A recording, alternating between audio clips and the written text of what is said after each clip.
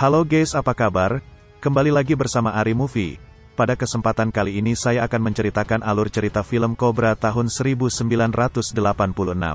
Film ini menceritakan tentang perjuangan letnan polisi barbar yang bernama Cobra, demi melindungi dan menyelamatkan seorang betina yang sedang diburu oleh suatu geng berbahaya Amerika. Akibatnya membuat Cobra harus berurusan dengan geng tersebut. Bagaimana keseruannya? Langsung saja ke alur ceritanya.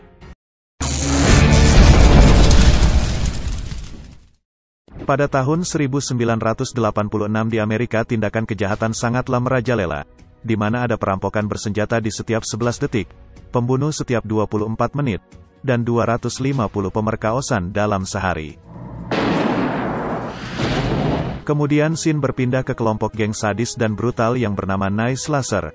Berhubung mereka menggunakan kapak, jadi kita sebut saja geng kapak. Geng kapak sangatlah kejam dan brutal, di mana mereka hendak melakukan kudeta, dan berambisi untuk membentuk tatanan dunia baru yang dipimpin oleh mereka. Pagi harinya, salah satu dari mereka, kita sebut saja namanya Jojon, mulai menjalankan aksi brutalnya dengan memasuki salah satu Indomaret di kota itu lalu membombardir seisi toko.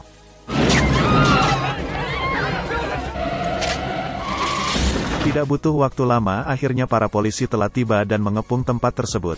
Karena telah terdesak, membuat Jojon semakin gila dan dengan keji membunuh salah satu sandera yang hendak kabur. Para polisi pun kebingungan dan memanggil letnan polisi barbar yang bernama Cobra untuk meminta bantuan mengatasi Jojon yang brutal. Setibanya di lokasi, Cobra langsung beraksi untuk menangkap Jojon.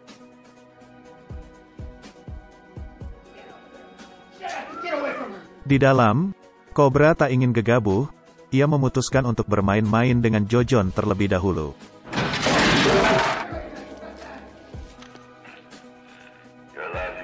Setelah puas, Cobra langsung menodong dan meminta Jojon untuk menyerah. Namun di sini Jojon malah ceramah dan mengatakan jika kelompok mereka akan membentuk tatanan dunia baru yang dipimpin oleh kelompok mereka. Namun Cobra tak peduli dan langsung mengirim Jojon ke akhirat. Setibanya di luar, Cobra langsung disambut oleh belasan wartawan yang terus mempertanyakan kenapa Jojon harus dibunuh. Bukannya semua orang memiliki hak untuk hidup?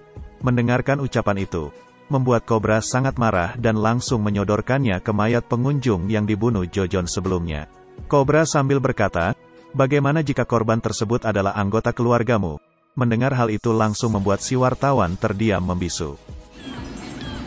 Pada saat hendak pulang, Cobra tak sengaja menyenggol mobil orang hingga membuat si pemilik marah. Namun dengan santuinya, Cobra merobek baju orang tersebut lalu pergi pulang. Sungguh barbar sekali ya om kita ini. Setibanya di rumah, Cobra mendengar berita yang menyiarkan kekejaman geng kapak yang saat ini semakin anarkis dan brutal, di mana mereka secara terang-terangan mempublikasikan tindakan mereka. Mendengar berita itu, membuat Cobra sangat khawatir dan merasa tak tenang. Malam harinya, geng kapak lagi-lagi ingin menunjukkan kesadisan mereka kepada publik dengan cara membunuh seseorang. Setelah cukup lama berkeliling, akhirnya mereka menemukan calon korban berikutnya, yaitu salah satu wanita pegawai toko. Wanita tersebut pun ketakutan dan hendak kabur. Namun apalah daya, geng kapak tersebut langsung menyerang dan menikam korban sampai koit. Di malam berikutnya, lagi-lagi mereka menjalankan aksinya dengan cara yang sama. Mereka mengikuti si calon korban secara acak. Setelah bertemu, mereka langsung menyerang korban sampai koit. Namun pada saat itu aksi mereka diketahui oleh salah satu wanita yang sedang lewat, ia bernama Ingrid. Ingrid pun ketakutan dan bergegas kabur dari sana. Akibatnya, saat ini Ingrid ditandai untuk diburu dan dibunuh. Karena Ingrid adalah saksi kunci pembunuhan mereka. Terlebih lagi Ingrid mengetahui detail wajah-wajah mereka. Keesokan harinya, para polisi sangat geram akibat ulah geng kapak yang semakin brutal dan dengan sadis membunuh warga sipil yang tak berdosa. Cobra pun mengajak rekannya yang bernama Tony untuk menyelidiki dan mencari info tentang geng kapak. Karena sampai saat ini kepolisian masih belum bisa mengungkap dan menangkap geng tersebut karena kurangnya bukti dan saksi. Dan faktanya sampai saat ini ternyata Ingrid belum sama sekali membocorkan kejadian yang ia lihat di malam pembantaian itu. sehingga sampai saat ini para polisi belum mengetahui sketsa wajah dari para pelaku. Dan misi pencarian pun dimulai. Cobra bersama Tony mencari info tentang geng kapak di berbagai tempat, mulai dari rumah bordil, kafe, dan bar. Akan tetapi usaha mereka sia-sia, karena geng kapak sangat pintar dan cerdik dalam beraksi. Scene berpindah ke Ingrid yang sedang melakukan suatu pekerjaannya sebagai model. Sedangkan geng kapak kini ia bersiap memburu Ingrid untuk dibunuh. Dia adalah Saipul, yang merupakan bos di geng kapak.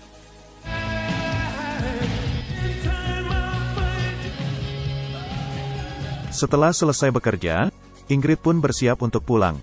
Di sini ia ditemani oleh temannya yang bernama Junai. Di sini Junai mencoba untuk merayu Ingrid agar mau tidur dengannya. Di tengah perbincangan, geng kapak yang diketuai oleh Saipul telah tiba di parkiran untuk membunuh Ingrid. Dari belakang, geng kapak langsung menghantam Junai sampai is dead, sedangkan Ingrid sangat ketakutan dan lari terbirit-birit. Beruntung ada salah satu satpam yang datang membantu. Namun sayang tembakan si satpam semuanya meleset, sehingga ia berakhir mengenaskan di tangan Saipul. Melihat itu, Ingrid pun memanfaatkan momen untuk bersembunyi dari kejaran Saipul dan antek-anteknya. Saipul pun kebingungan karena tak menemukan keberadaan Ingrid. Dan ia langsung bergegas pergi dari lokasi, karena para polisi telah tiba di sana. Di rumah sakit, Ingrid diinterogasi oleh Cobra dan Tony. Mereka menanyakan ciri-ciri dari geng kapak.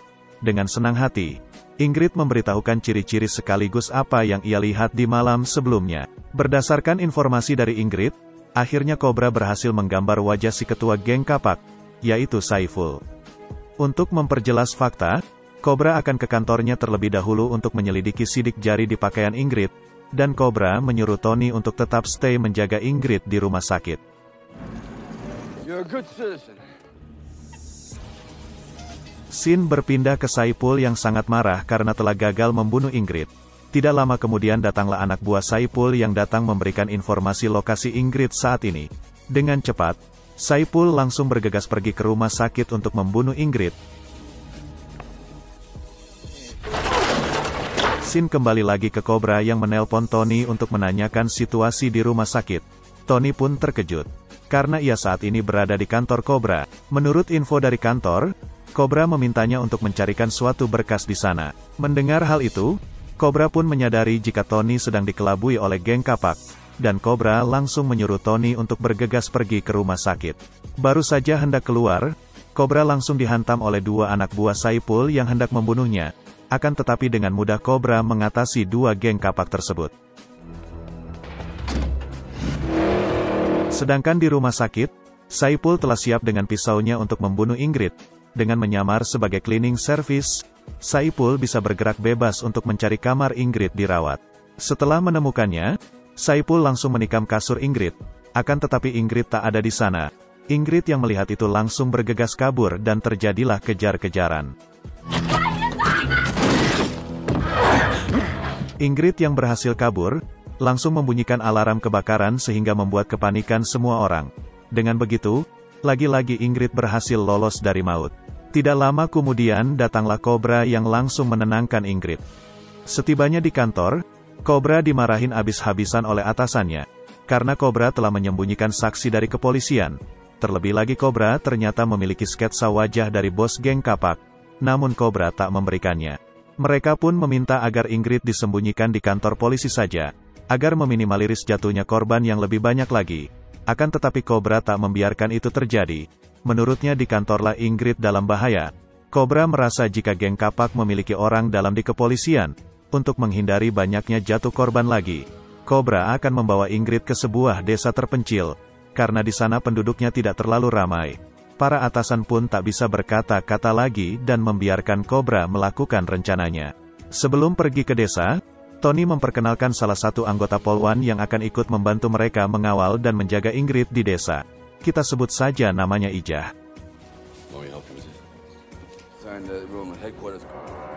Dan baru saja mereka hendak pergi, ternyata sudah ada beberapa anggota geng kapak yang telah stay menunggu mereka.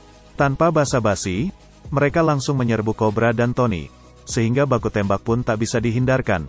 Dengan kemampuan yang ia miliki, dengan sangat mudah Cobra mengelabuhi sambil menembaki mereka.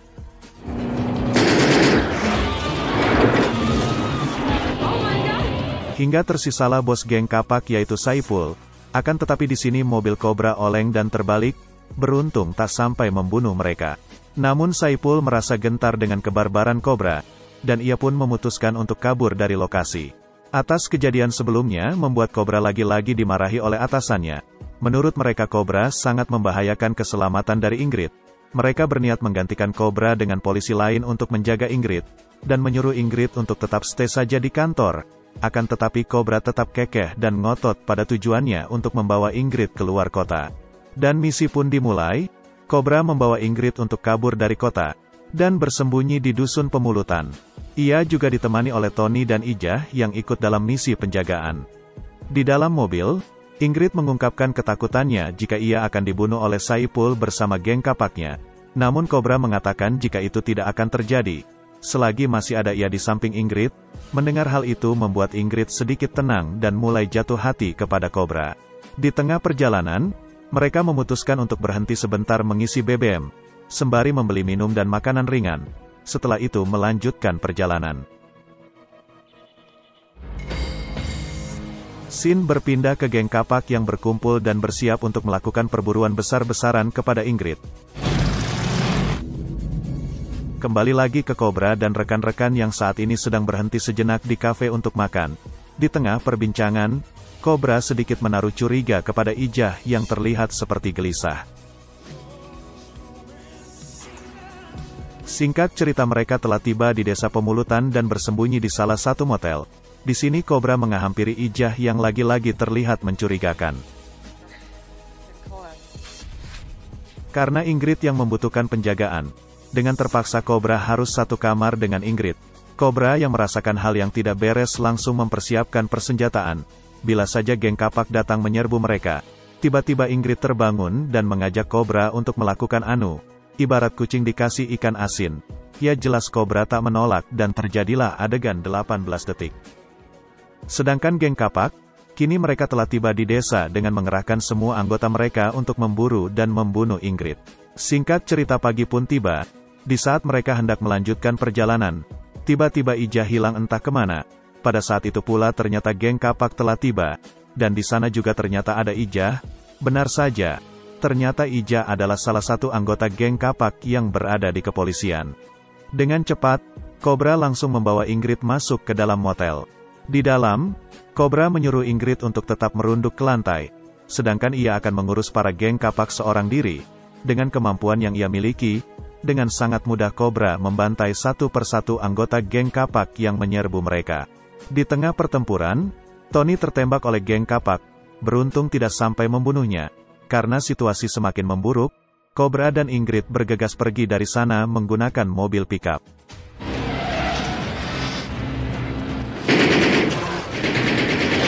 Akan tetapi para geng kapak tak tinggal diam. Mereka terus memburu Cobra dan Ingrid kemanapun. Namun dengan kebarbarannya Cobra membantai mereka dari atas bak mobil. Hingga akhirnya, Ingrid dan Cobra berhenti di salah satu kebun jeruk dan mencoba bersembunyi. Namun tetap saja, para geng kapak terus memburu kemanapun. Di sini Cobra menyuruh Ingrid bersembunyi ke salah satu pabrik di sana. Sedangkan ia akan mengurus geng kapak yang tersisa. Akan tetapi dari belakang Ijah mengikuti Ingrid secara diam-diam untuk dibunuh. Setibanya di pabrik, Ijah langsung mencoba menembak Ingrid, namun tembakannya melesat dan malah mengenai satpam penjaga pabrik. Cobra pun menyusul untuk melindungi Ingrid. Akan tetapi para geng kapak terus memburunya kemanapun. Dengan kecerdikannya, Cobra membuat jebakan granat di selip mesin. Setelah geng kapak datang, Cobra langsung menembak granat tersebut hingga meledak.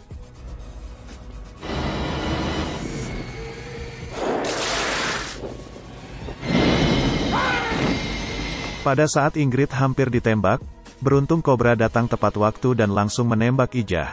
Hingga tersisalah pemimpin geng kapak, yaitu Saipul.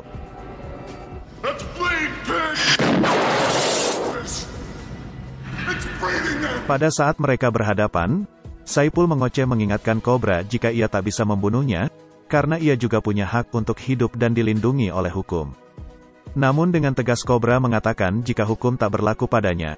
Pada saat Cobra hendak menembak Saipul, tiba-tiba dari belakang ada Ijah yang menggagalkannya. Hingga akhirnya, Cobra dan Saipul memutuskan untuk berduel tanpa menggunakan pistol. Di awal-awal, Saipul menguasai pertarungan tersebut. Hingga akhirnya Cobra berhasil memberikan perlawanan, dan langsung mengaitkan Saipul ke salah satu kail yang berjalan ke arah api. Dengan begitu, Saipul berakhir tragis menjadi bebek packing. Setelah semuanya selesai, para polisi dan ambulan pun datang. Melihat jika Cobra berhasil menumpas geng kapak, para atasan Cobra sangat malu, dan mengatakan jika Cobra butuh sesuatu tinggal bilang saja. Cobra pun berkata jika ia memerlukan mobil baru. Sedangkan si kacamata, kini ia sangat menyesal telah meragukan Cobra. Ia pun mengajak salaman dan berkata untuk tidak saling dendam. Cobra yang masih kesal langsung memberikan bogeman tepat di batang hidung si kacamata. Dan film diakhiri dengan Cobra yang pergi dengan Ingrid menggunakan mogenya. Oke guys, itulah alur cerita film Cobra tahun 1986. Jika kalian suka video ini, klik like dan subscribe channel ini. Terima kasih. Salam pempek telok.